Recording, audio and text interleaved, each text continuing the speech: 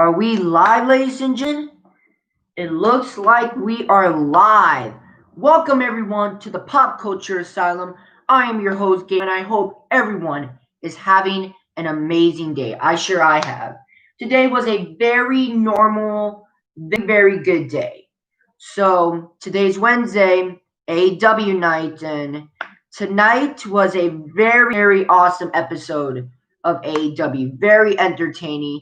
I loved everything from top to bottom, and honestly, we're obviously gonna go over the show, but it was a great show. What else can I say? AEW produced great television every week. What can I say? So let's not waste any time. Let's get this review underway, and yeah, let's get it underway. So the first match that we started off the show with tonight's episode was the the new AEW Tag Team Champions, the Young Bucks, being in action against a new team, some new blood in a new team called Top Flight. And my God, what a debut for these two men. Such an amazing matchup between the Young Bucks and Top Flight. I thought this was a great showcase matchup for Top Flight. Like, the Young Bucks really made Top Flight good in this matchup. And I'm not going to lie, some of the things that they did in this match, I was impressed. There was literally a couple things from Top Flight that I honestly never seen before. And in my opinion, I definitely see a future for Top Flight in AEW. Such an amazing matchup to start the show. The Young Bucks get the victory over Top Flight. And again, there's nothing else to say. I thought it was an amazing matchup to start the show. I thought it was a great showcase match for Top Flight, and they definitely 100% have a future here in AEW. Then after the matchup, the Hybrid 2, Jack Evans and Angelico, attacked Top Flight after the matchup. Of course, Matt and Nick Jackson came to help Top Flight, and they give like an aftermath handshake and all that, like giving signs of respect. And like I said, Top Flight definitely has a future here in AEW. But one thing I want to add about this matchup is after the match, Matt Jackson held his knee. Now, Matt Jackson's knee has been bothering him for the last couple of weeks, especially the last 2 weeks. So hopefully there's nothing serious going wrong with Matt's leg. Like the Young Bucks just literally won the AEW Tag Team Championships. I wouldn't want the title to be like stripped away from them. But I hope Matt Jackson's okay. But other than that comment, an amazing matchup to start the show between the Young Bucks and the newest tag team in AEW, Top Flight. Then we get to an Inner Circle segment. The Inner Circle.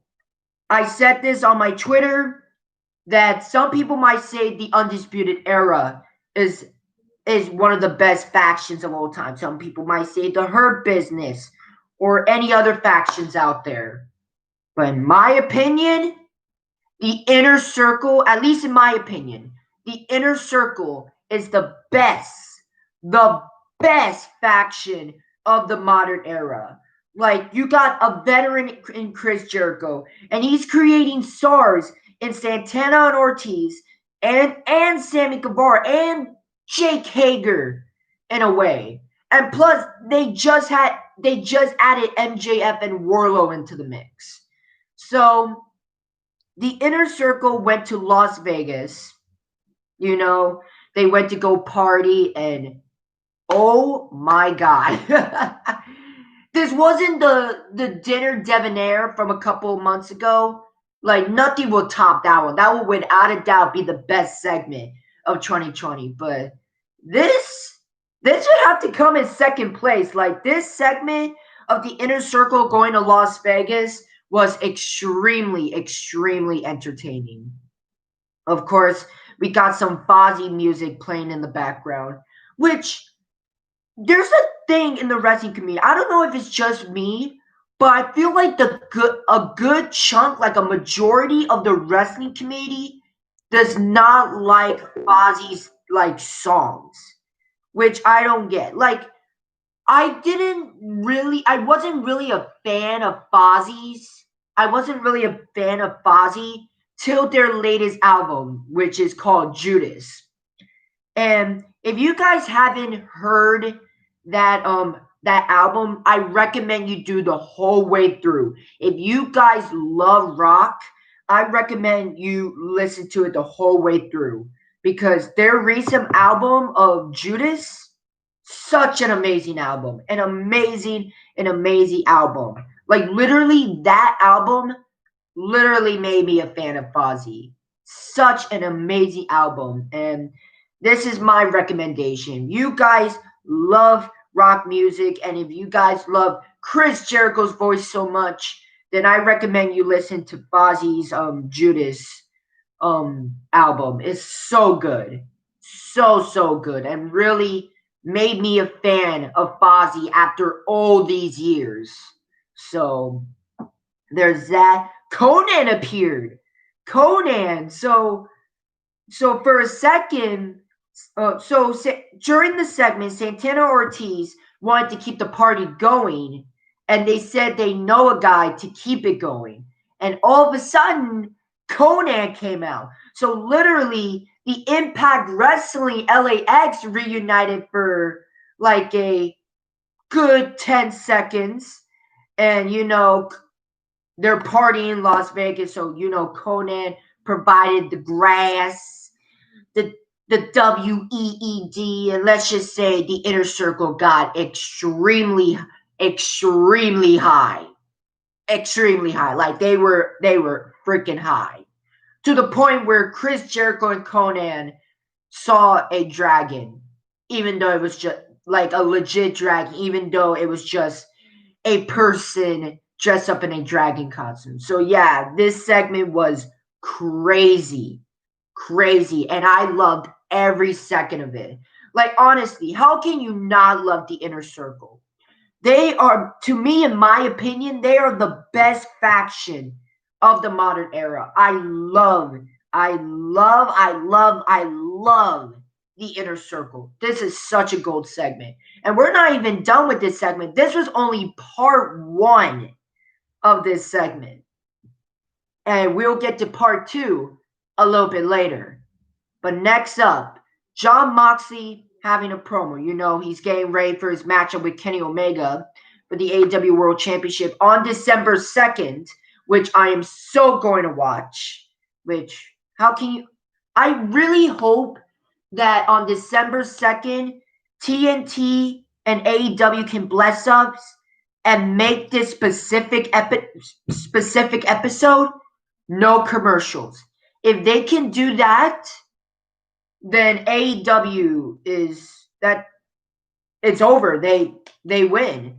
Because a Kenny Omega versus Jon Moxley match for the AEW World Championship with no commercials interrupting it? Bro, take my money. Even though it's free, it's on television, but still, take my money. Okay? Let's just hope that's the case. Let's hope that's the case. So Jon Moxley has a promo, and then one thing that I actually took from this promo is that Renee Young is pregnant. And in case you guys don't know, in case you guys have been living under a rock, Renee Young is Jon Moxley's wife, and apparently Renee Young is pregnant. So Jon Moxley, Renee Young, congratulations. Jon Moxley is going to be a father. Renee Young is going to be a mother. Congratulations to both of them. Awesome news from Moxley. And yeah, Moxley is going to be a father. That's going to be very interesting. Let's just think about that for a second. Jon Moxley as a father. Like, don't get me wrong. The person, I'm sure I'm sure the person is gonna be a great father. Like he's gonna be one of those like chill fathers. But imagine Jon Moxley, the character, as a father. Like that would be very interesting. I think the kid will grow up to be a very hardcore badass like his father. So there's that. Like I said, congratulations to Jon Moxley and Renee Young. Amazing, amazing news for both of them. Then we get to our next match. Orange Cassidy going one-on-one against Kip Sabian. And honestly, I got nothing else to say. I thought it was a great match between Orange Cassidy and Kip Sabian. Like both men are really great at what they do. They're two really great technical wrestlers. Both men that know what they're doing in the ring. I just like it. A great showcase match between Orange Cassidy and Kip Sabian. Orange Cassidy it takes the W, defeating Kip Sabian. Personally, like a part of me wanted Kip Sabian to win this matchup because Orange Cassidy has a lot of momentum to the point where one loss wouldn't bother him. But at the same time, I can kind of see where AEW is coming from. So Orange Cassidy gets the W over Kip Sabian, and the rivalry between best friends and Kip Sabian and Miro continues. But I thought it was a great matchup between Orange Cassidy and Kip Sabian. Then we get to the signing between AEW World Champ Jon Moxley and Kenny Omega. So Kenny Omega comes out. Like every week, he's like becoming more cocky and more cocky. And every week, Kenny Omega is becoming more of that cleaner character from New Japan Pro Wrestling, which I am extremely, extremely excited about. Because heel Kenny is the best Kenny. And slowly, like I like the build up. I really, really like what AEW is doing, like making me wait. Because patience is a virtue, something WWE needs to learn about. So Kenny Omega's in the ring. He's getting ready for a contract signing. Jon Moxley music plays, but he's not coming out for some reason. That's because he got attacked backstage. He was knocked out. There's doctors checking on Jon Moxley, and he was knocked the hell out. Now, somebody clearly attacked him, and I got two suspects, and only two suspects that made sense. Okay? We got Kenny Omega, obviously, which obviously I think is Kenny Omega that attacked Jon Moxley. The only other person I would think attacked Jon Moxley is Lance Archer. Now, they already had a rivalry before. Lance Archer already got a shot at the AEW World Championship. But who says that Lance Archer can have his revenge? So, those are my two suspects. Obviously, everyone is suspecting Kenny Omega more. But for the people suspecting Lance Archer, I can kind of see where they're coming from. But either way, Jon Moxley got attacked, and Kenny Omega wasn't phased at all. As a matter of fact, he just signed the contract, and he just said, yeah, see you on December 2nd. It's like Kenny Omega did not really care about Jon Moxley's health. So, again, heel Kenny is slowly coming out, and I am extremely, extremely excited for that, because heel Kenny is the best Kenny. Then after that, we got the second part of the Inner Circle segment. So they wake up, Chris Jericho. So have you guys ever seen The Hangover? It's for the people that seen The Hangover. It's basically the beginning of The Hangover. So Chris Jericho wakes up. He's in bed, like sleeping next to like a Elvis Presley cosplay kind of guy.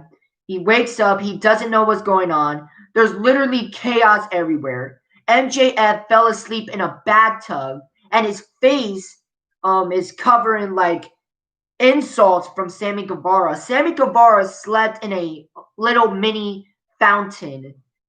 Apparently, Sammy Guevara had 3 wives. I don't know. You guys gotta watch it for yourselves. Like, these segments were it's too ridiculous to explain, but it's still very, very entertaining. I really like this, and it was weird, but in a good kind of way. And if you guys want to know what I'm talking about, I'm pretty sure they already had the segments up on YouTube. So go to the AEW YouTube page and check out the segments. They were very, very funny. Like I said, they're a little too ridiculous to explain, but it's ridiculous in a good way. Okay, I really, really like these segments. Then we get to our next match. The Blade going one-on-one against the returning Pac. The bastard is Pac! Man. So, as you guys don't know, again, if for all the people living under the rock, because I want to inform everyone. Pac has been out for 9 months, as you know, because of COVID. And of course, he had to stay in England because he can't like travel. But recently, there has been a lot of the restriction has been loose a little bit on travel. So Pac came back to America and came back to AEW with a vengeance. And I thought this was a good match between Pac and the Blade. There was like 1 or 2 spots where Pac, the first spot, like Pac kind of botched. He was like trying to do like a springboard DDT off the ropes, but it ended up being not good. And the second time was like Pac was setting up a suplex from the top rope, but like the setup was taking like way too long. But other than that, Pac looked really, really good. And of course, Pac ended up getting the victory over the Blade. And again, welcome back, Pac. I'm very, very glad he's back. Then all of a sudden, after the match, the Butcher and the Blade attacked Pac. Eddie Kingston came out talking crap to Pac. Then all of a sudden, Ray Felix came to the rescue, try to help Pac, try to help his buddy out. But again, it's 2v3. Then Pentagon Jr. came out with a chair. It looked like that he was going to attack Ray Felix and Pac, but instead he took the Butcher, the Blade, and Eddie Kingston out of the ring. So it is official. Death Triangle is literally back together. And personally, I thought this was a great move. Like, I did not like Pentagon Jr. and Ray Felix a part of Eddie Kingston's group. Honestly, Eddie Kingston's group was like making a group just to make a group. So the fact that they're taking Pentagon and Ray Felix out of Eddie Kingston's group, I thought it was a smart move. And the fact that they're reuniting Death Triangle, perfect. I like it. I really like the idea. Because before, the coronavirus hit, Death Triangle was killing it.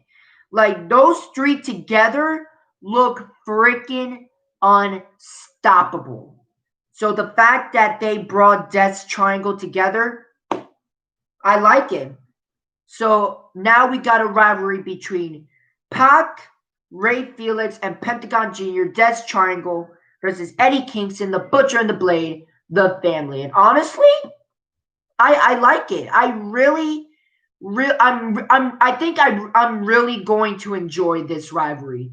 It has that hardcore style, I'm gonna beat the living hell out of you kind of rivalry. And I'm a fan of hardcore style wrestling. I'm a fan of these rivalries where like like it's just two men or like two teams wanting to beat the living hell out of each other. So I'm really, really excited for this rivalry. So Pac gets the win over the Blade. And then after that, Jade Cargill, the woman from last week, attacked Brandy Rose and actually injured Brandy Rose's arm. Jade Cargill sliding Brandy's arm right under a chair and stepping on the chair, trying to break Brandy's arm. So Jade Cargill injuring Brandy's arm, and it looked like Jade Cargill is aligning herself with Nyla Rose and Vicky Guerrero. So I thought this was very interesting. And that, of course, the rivalry is now continuing between Jade Cargill and Brandy Rose. Then we get to our next match. Serena Deeb defending the NWA Women's Championship against Thunder Rosa. And my God, what a match. What a match. This was a great women's matchup. Like, this was an old school Ricky Steamboat versus Ric Flair type matchup for the women. I really, really enjoyed this matchup. And if you guys love women's wrestling, and if you guys love old school wrestling, then this matchup is for you. These two ladies killed it. Such an amazing match. Serena Deeb actually picks up the victory, retaining the NWA Women's Championship against Thunder Rosa. But such an amazing matchup between these two. But during the matchup, Britt Baker actually came out and tried to cost Thunder Rosa the match. Obviously, that wasn't the case. Serena Deeb defeated Thunder Rosa by pinfall. But after the matchup, Britt Baker and Thunder Rosa went to a brawl. And a Thunder Rosa and Britt Baker rivalry, again, AEW, take my money. These two ladies are the best thing going in AEW right now. So the fact that these two ladies are rivals right now, that is exciting. That is really, really exciting.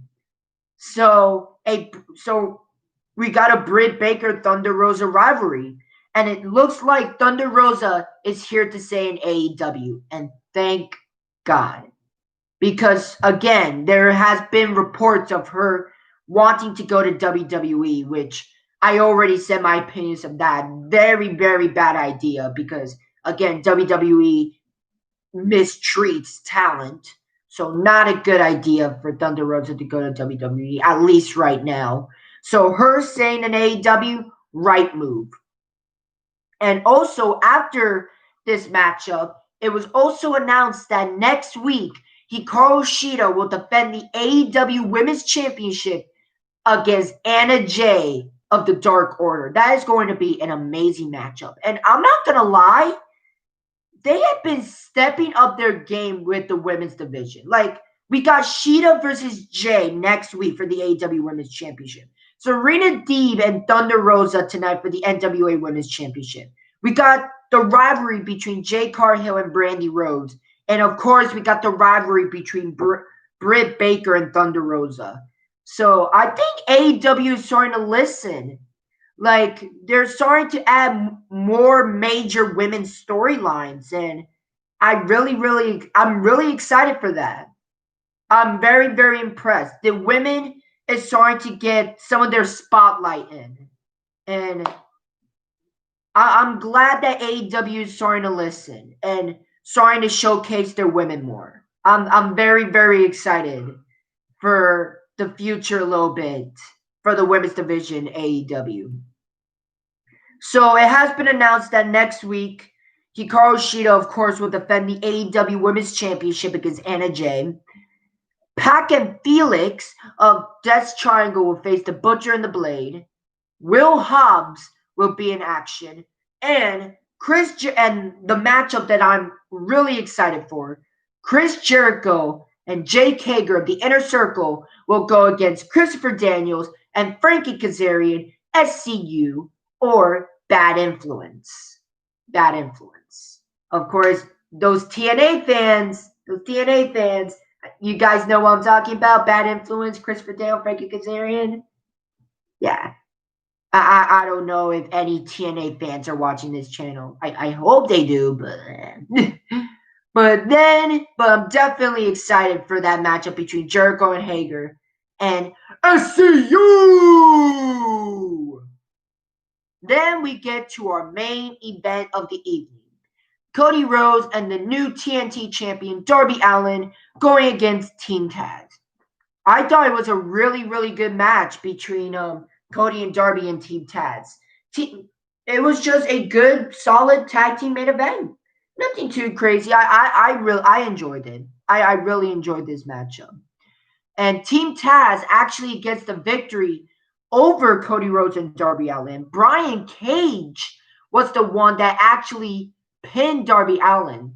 Now, of course, the right team won. I wanted Team Taz to defeat Cody Rhodes and Darby Allin. But I thought Ricky Starks was going to pin Darby Allin because, you know, their rivalry has been heating between Darby Allin and Ricky Starks. But no, Brian Cage actually gets the pinfall victory over Darby Allin.